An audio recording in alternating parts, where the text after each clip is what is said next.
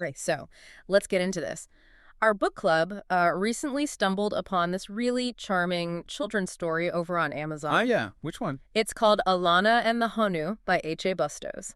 And honestly, it's just lovely, highly recommended, especially for kids, say, 5 and up.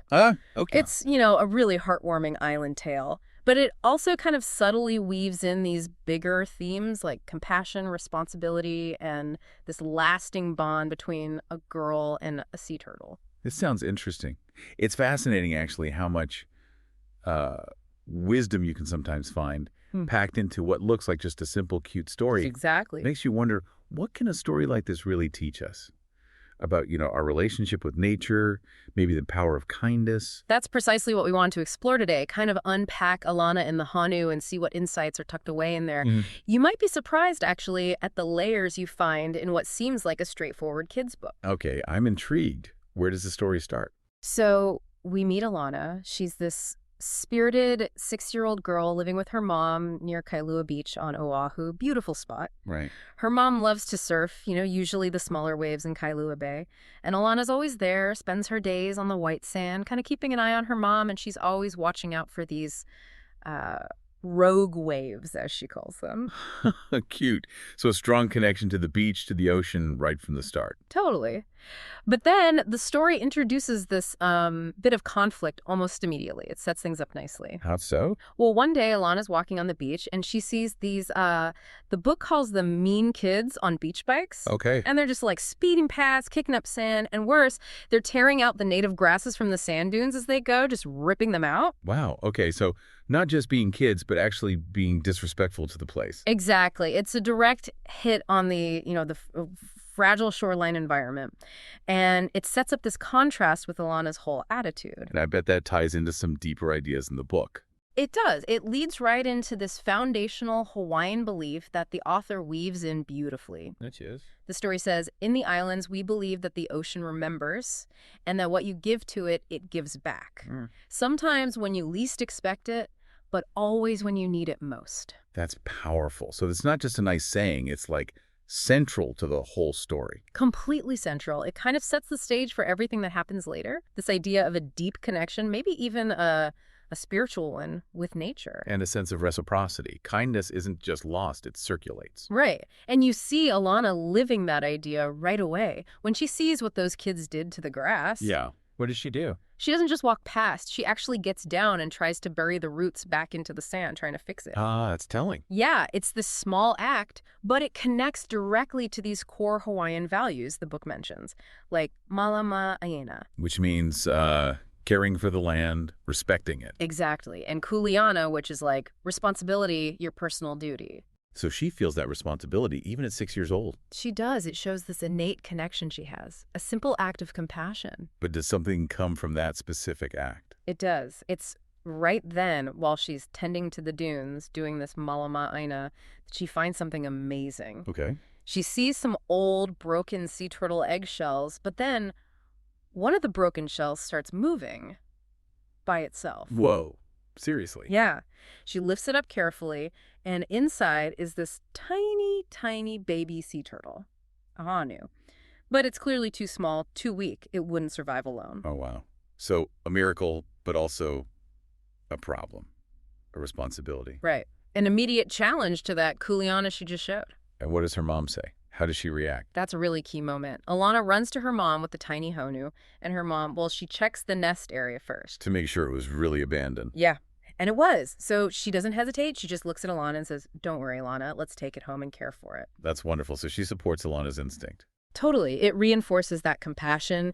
It shows this family bond that's really rooted in caring for living things, It brings those values like aloha and kuleana right into their home. It shows how those values are lived, not just talked about. Exactly. And Alana, she takes this responsibility incredibly seriously. There's a whole chapter about it. Oh, yeah. Yeah, chapter 3. Holu, to grow, to nurture. It details how dedicated she is. And get this, she'd actually learned in school about how special Honus are, how much care they need. Ah, so she had some knowledge already. Right. So she uses that knowledge, gives the Honu tons of love, takes it for gentle swims in the calm bay water every morning. Building its strength carefully. And make sure it has a safe, warm place to sleep. It's a really tender picture of care. And what's fascinating there, often in these stories, is the parallel growth. Does that happen? It really does. As the baby Honu gets bigger and stronger, Alana grows too. Not just older, but like her connection to the ocean deepens. Oh. The book mentions she starts hitting the waves more, and eventually they actually learn to ride waves together. Honu rests on her boogie board. No way. Yeah. That's amazing. Isn't it? Wow. It symbolizes how their bond is growing, becoming really mutual, shared experience, shared love for the water. It's more than just pet and owner. It's like a partnership. Yeah. Symbiotic almost. Yeah, that's a good word for it. But of course, as Honu gets bigger and stronger, The time comes to return him to the sea. And that's a really emotional part of the story. I can imagine. How do they handle it? It's in Chapter 4, Hawaii, Return to the Sea. Alana and her mom, they paddle out on their surfboards. Far out. Pretty far, yeah. About halfway to the Mokulua Islands, with Honu resting on the nose of Alana's board. Wow. That paddle out must have been something. A journey of letting go. Totally. And when they get out there, they just sit on their boards for a bit. Alana says her goodbyes. Then she gently tips the front of her board and Honu slides into the water. And does he just swim off? He looks back at her just for a second, then pushes off and glides away into the blue. Gone. Ah, that moment. It's not just about the turtle, is it? It's about having the courage to let go. Absolutely. And trusting that the kindness you put out there matters, even if you don't see the immediate result. Trusting nature's way. Yeah. Respecting that Honu belongs in the wild ocean, even though it's hard to say goodbye. So does she just, forget about him then? No, not at all. That connection remains really strong. The book says that in the years afterward, whenever she's at the beach, surfing, boogie boarding, whatever, she still looks out past the waves. Thinking of Honu. Always thinking of Honu. It shows this bond, this unseen connection is still there in her heart. The care she gave him left a lasting mark. That makes sense. A deep connection like that doesn't just vanish. Right. And then, years later, that unseen bond gets tested. Big time. Oh. Wow. This is in Chapter V, Kamakani Nui, the Strong Wind. Alana and her mom are surfing one morning. Mom's catching bigger waves further out. Alana's closer to shore. Okay, a normal day at the beach. Starts that way. But the ocean, which she loves, starts to change. Really fast. The wind kicks up. The waves get choppy. Turbulent. Uh-oh. You can feel the mood shifting. Definitely. The danger just builds. The water around Kailua, usually so clear, gets all murky because the swells are churning everything up. That sounds dangerous. Especially near the shore break. It gets really perilous.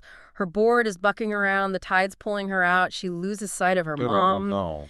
And then a big swell just grabs her, pulls her backwards, and she loses her board completely. Oh, my. She's pulled under, flailing, trying to get up for air, but the ocean's holding her down. It's terrifying. Her life's genuinely on the line. Wow. Just shows the power of the ocean. Exactly. But then the climax, it's incredible. What? She makes this one last desperate lunge for the surface, and her fingers hit something solid. In the murky water. Yeah. She grabs onto it with everything she has, and then she realizes. Don't tell me. It's Honu. Yes. The very same Honu she saved all those years ago. His hard shell is right there. He pulls her upward, breaches the surface like a whale. Unbelievable. Gets underneath her, keeps her afloat, and carries her gently all the way back to the shore. Wow. Wow. That gives me chills. Me too. It's such a powerful moment. And talk about full circle, that core belief. What you give to the ocean, it gives back. Exactly. Honu saves her life, just like she saved his. It's not random. Yep. It feels like the direct return of that kindness. It really does. It validates that whole island wisdom. It makes you think, doesn't it? How often do our small acts of kindness ripple out in ways we never expect? Ways that might even come back to help us when we most need it. It's that ecosystem of generosity you mentioned. Paying it forward, but it actually comes back. Across time, across species even. Amazing. And the reunion on the shore. Oh, it's beautiful. She's safe, crying, hugging Honu tight. Her mom runs down from the dunes. Just this incredible moment of relief, gratitude, love, connecting all of them. What a climax. So what happens after that? Well, the story winds down gently in the last chapter, Chapter 6. Aloha Oya until we meet again. Uh-huh. Yeah. They just stay there on the shore for a while. Alana, her mom, Honu, holding each other as the sun sets. It's quiet, reflective. And she knows. She knows. It's time to let him go again. Bittersweet, just like the first time, but maybe with even deeper understanding now. And that phrase, aloha oio, Yeah, the book gives it special meaning here. right does. As Anu starts shuffling back to the water, he pauses, turns, looks back at them, and raises a flipper, like saying goodbye. Ah. But the story points out, in Hawaii, aloha isn't really goodbye. It's more like until we meet again. Ahuiho. That's beautiful. It suggests the connection isn't broken, even with separation. The kindness, the bond, it endures. Exactly, the impact lasts. So if we step back and look at the big themes here. Yeah, what are the main takeaways from this seemingly simple story? Well, first, obviously, is environmental care and protection. Right from Alana trying to fix the dunes. That mālama āina, it sets the tone. Our responsibility to nurture our environment. Definitely. And second, the story's just steeped in Hawaiian culture and values. Aloha, kuleana, that belief the ocean remembers. It's all woven in. It's a great way to introduce readers to those concepts, that sense of interconnectedness. For sure. Then there's the theme of family bonds and ocean life. Alana and her mom, their shared love for the ocean, how they support each other in caring for Honu. Right, it shows empathy and responsibility being lived out, taught through action within the family, and connecting through nature. And finally, there's courage, letting go, and trusting in nature's balance. Yeah, Alana's courage in saving Honu, but also the courage to release him, trusting he'll be okay, trusting that kindness matters. And the rescue proves that trust wasn't misplaced, that balance where kindness returns. But quite profound, really. It is. And it helps that the author, H.A. Bustos, actually grew up in Hawaii. Oh, really? That adds authenticity. Totally. Born and raised in the islands, spent his childhood in Kailua, watching the sunrise over the mokuluas, riding waves. His passion for aloha, kuleana, mālama āina, it's real. You can feel that lived experience coming through. It's not just research. It's from the heart. A tribute to his home, family, nature. Exactly. So when you put it all together, what does Alana and the Honu really show us? Well, it seems to beautifully illustrate that kindness. It really does ripple out like a wave. Yeah, and sometimes it comes back right when you need it.